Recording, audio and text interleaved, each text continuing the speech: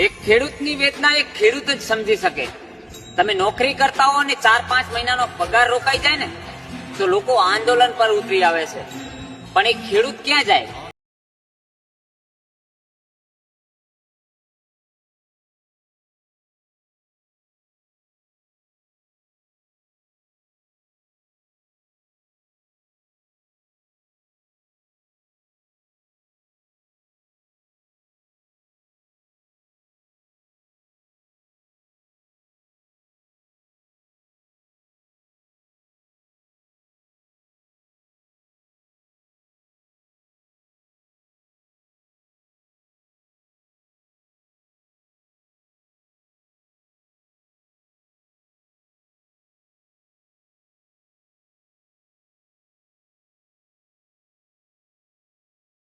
વેદના એક ખેડૂત જ સમજી શકે.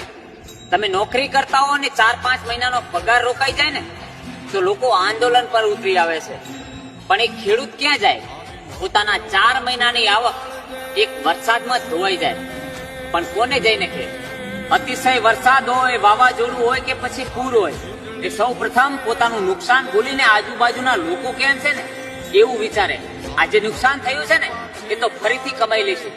આવું ફક્ત એક ખેડૂત કરી શકે, અને એટલે જ ખેડૂત બનવું એટલું આસાન નથી.